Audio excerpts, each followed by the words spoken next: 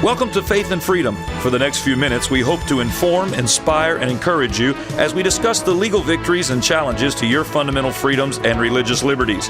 Faith and Freedom comes to you from Liberty Counsel, a civil liberties education and legal defense organization.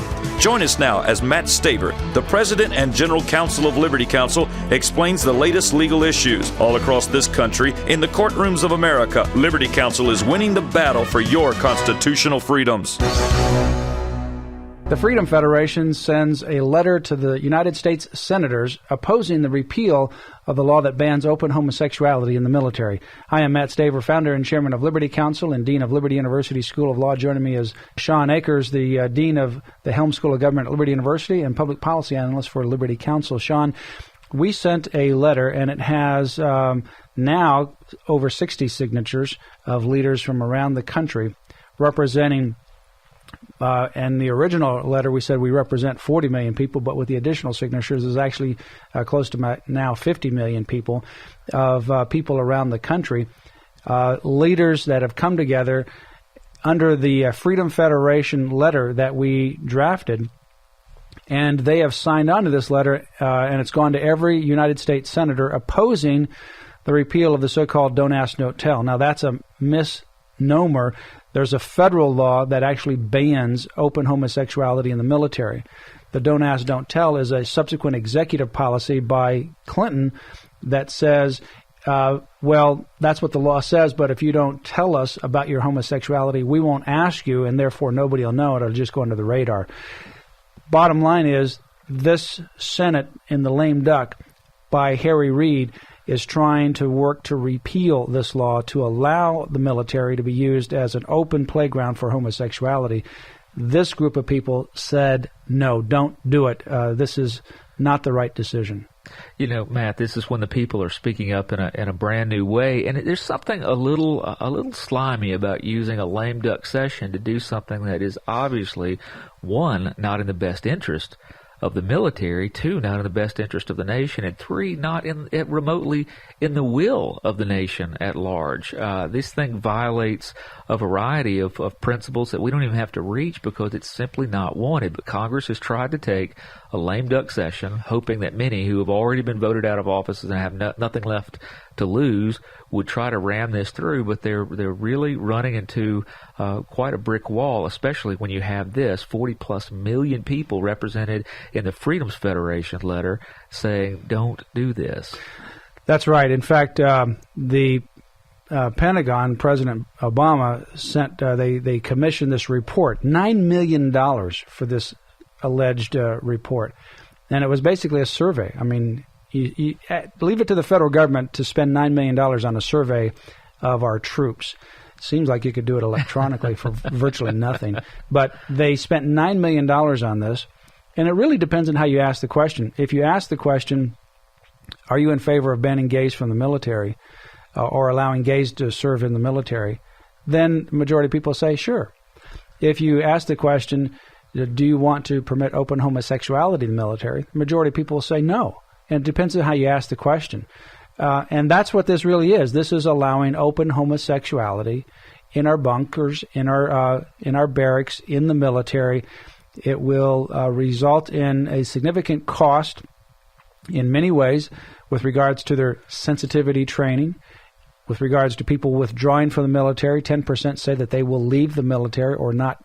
And then, of course, you have people that won't join the military. And the reason for that is one of these individuals, now he now claims that he didn't really make the statement, but he is a high-level leader, and he actually said, and even if he didn't technically make the statement, people say that he did, he tries to get around it. The fact of the matter is this is the atmosphere that will happen. He said that if you are opposed to having homosexuality or gays, he would say, serving in the military, you are a bigot. Now, this is a higher-level commander saying this to lower-level employees or members of the armed services.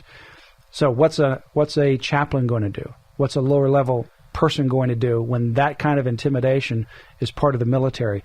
You will literally be forced to change your views, set them aside, and accept homosexuality. And that's exactly what Obama and this current Democratic-led Senate is wanting to do, is use the military as a social re-engineering facility to push homosexuality. Which is a very astonishing thing, Matt, on at least two fronts. You just mentioned that they spent $9 million to do basically a survey that you pointed out could have probably been done pretty well for free. Now, this is all done at a time when we are in a recession. Right. That we heard somebody this morning say that the egghead economists are trying to say that it's over, but it sure feels like it's still there.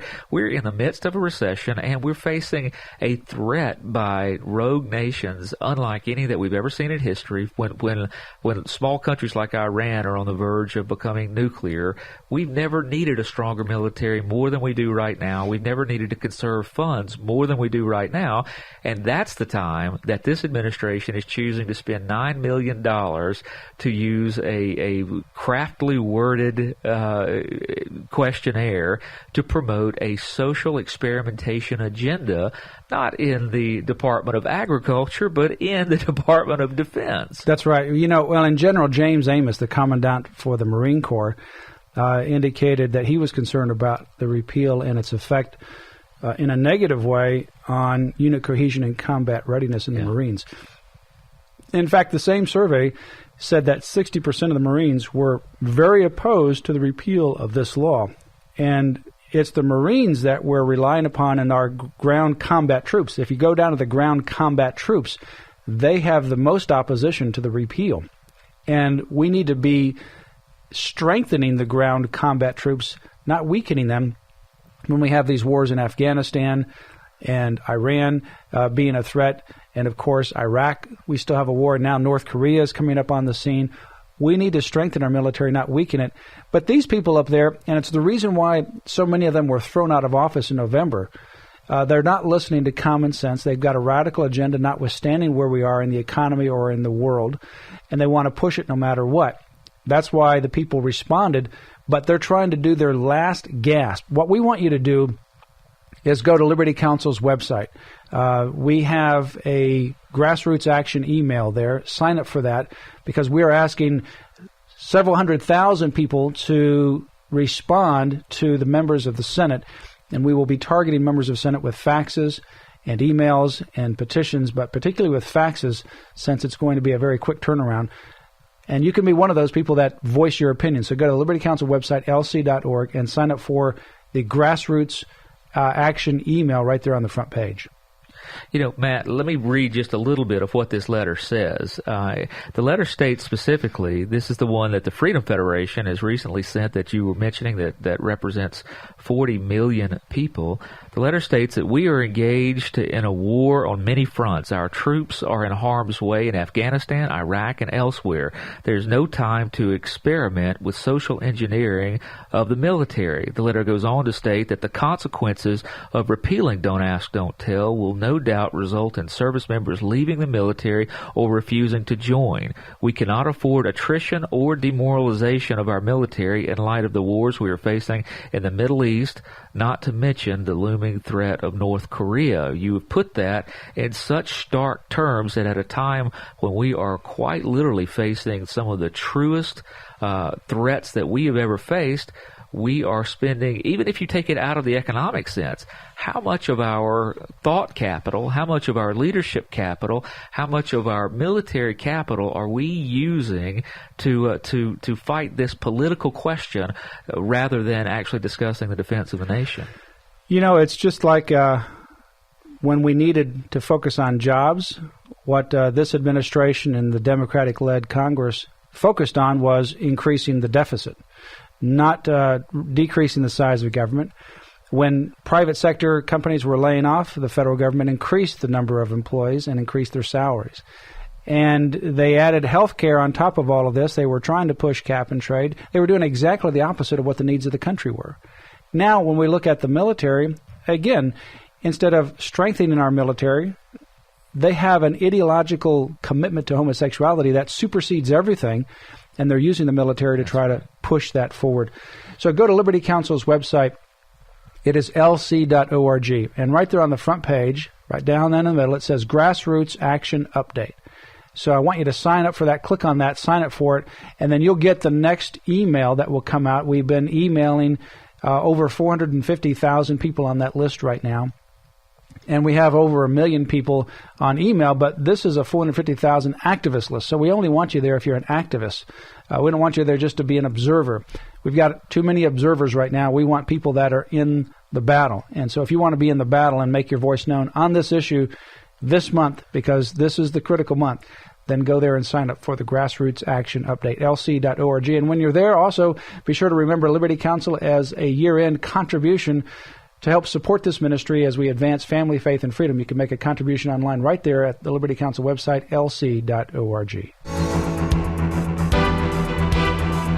You have been listening to Matt Staver of Liberty Counsel. Our hope is to encourage and inspire you to stand up for your faith, family, and freedoms. We can accomplish a lot when we work together. Get informed and get involved today. Sign up for our free monthly newsletter, The Liberator. We will send it out to you free of charge. Stay informed with our Liberty Alert email update. Just click on the website at www.lc.org or call us at 1-800-671-1776. Tune in next time to learn more about your rights right here on Faith and Freedom.